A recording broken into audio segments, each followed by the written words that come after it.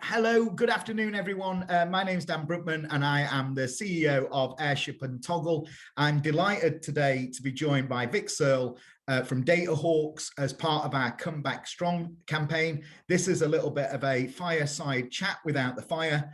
We have 10 minutes as a little bit of a teaser. And welcome, Vic. Thanks for joining us. It's really brilliant to be chatting to you, Dan. Thanks so much. So we met about 2-3 years ago at Byron. You were just leaving Byron, we were just going into Byron, but we've formed a pretty good relationship since then because you're all about data and we're all about data and you're about connecting the dots and we like to provide the dots. So do you want to give us a quick intro into DataHawks? Yeah, absolutely. I mean, when we met, I was the marketing director there, so I've got a long background in marketing and ops.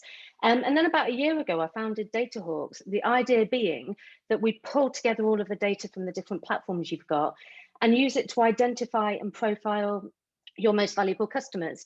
And that just helps give real sort of clarity and direction of who you should be targeting and how much it's worth to you.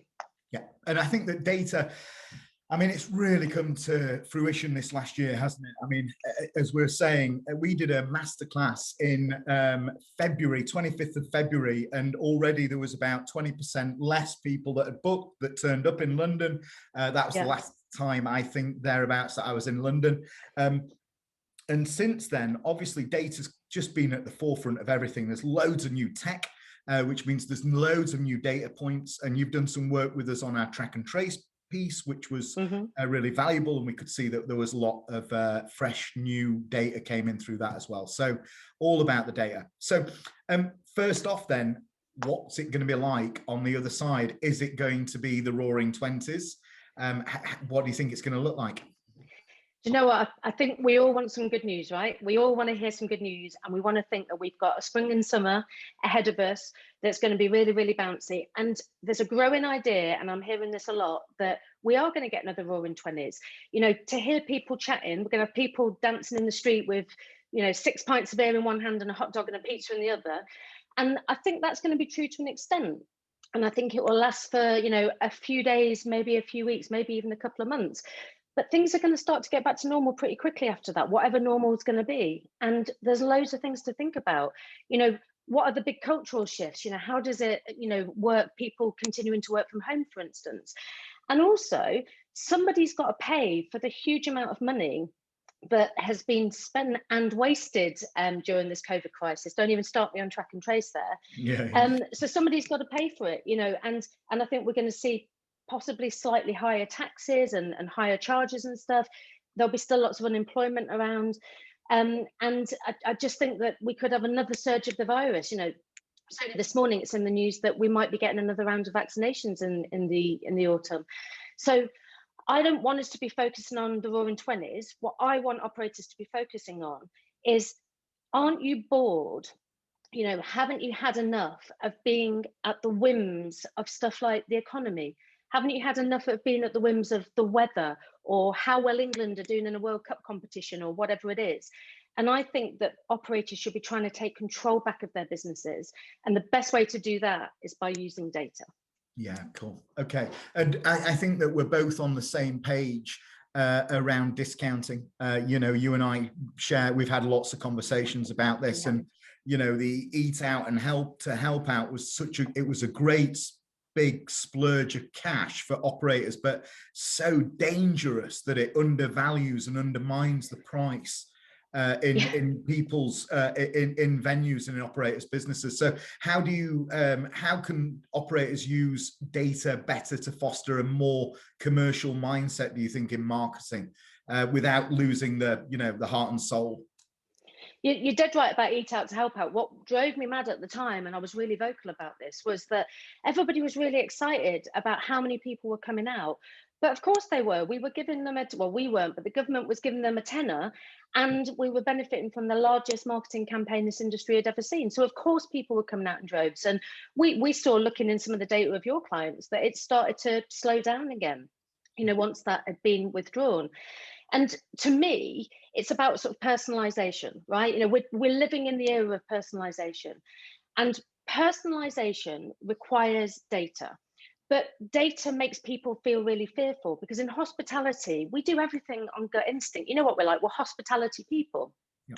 But if you think of retailers are 25 years ahead in their use of data. You know, the club card was launched like 26 years ago. You know, Boots Advantage card 26 years ago. And when you think of some of the things like, you know, the big Christmas adverts that the retailers will bust out once a year, you can't really say that there is anything more emotive or emotional than one of the big retailers' Christmas adverts. No. And yet it's all underpinned by data. You know, that stuff doesn't happen by chance and by accident. So I think it's about using your data to identify those most valuable customers, get to know them in as much detail as possible. And there's a real distinction here, because we have a tendency to gather data on things like, you know, age and gender. So in that case, you should be talking to me as a 46-year-old female. You're going to be talking to me about, I don't know, the menopause and, you know, I don't know, laser eye surgery or something like that. What do people talk to 46-year-olds?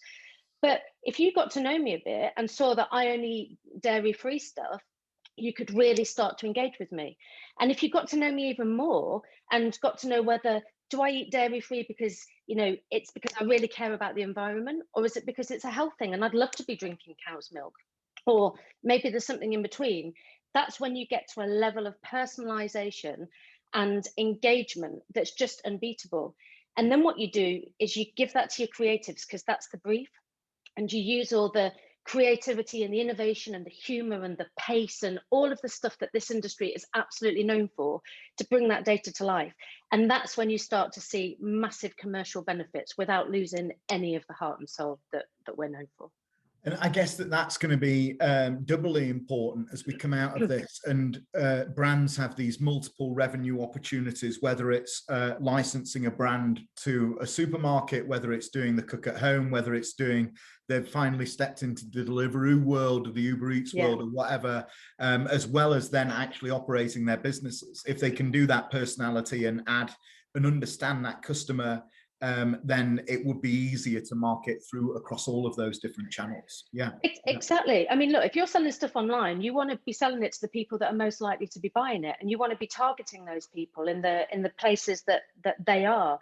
If you are opening with reduced capacity, which we probably will be opening with reduced capacity, you want to make sure that the people that are sitting in those seats are the people that are likely to spend the most money, or, you know, or are most valuable. And I think you can use the same principles of data to apply to really any setting. It's all about understanding those customers in massive detail, working out how to acquire more of them, you know, where are they, how to convert them to become more valuable if they're not quite as valuable as you would like them, and using everything you know about them to retain them as long as possible. And final question then, what should operators be doing today? I mean, to me, you know, any digital marketing, any decent marketing takes time. It's not stuff that you can just turn off and it works, because if it was that easy, everybody would be doing it. You've got to get your stuff in order. You've got to make sure you've got your data in order, and you've got decent data. It's not just about a volume of data. It's about, you know, the quality of that data, and does it sort of like represent proof of presence? Are we talking to people who have genuinely been in your business and are a customer, or people that maybe are engaging through social who may really like you, but maybe have got no intention of ever being a real life customer? So get all your data together, and then identify your most valuable, because that's when you know like how to target, and you've got an acquisition, conversion, and retention strategy right there. Just knowing who you're most valuable, and then you know what. People, it's going to get a bit mad, you know, and I'll be the first person that's out on the street, you know, with my 6 pints and my hot dogs.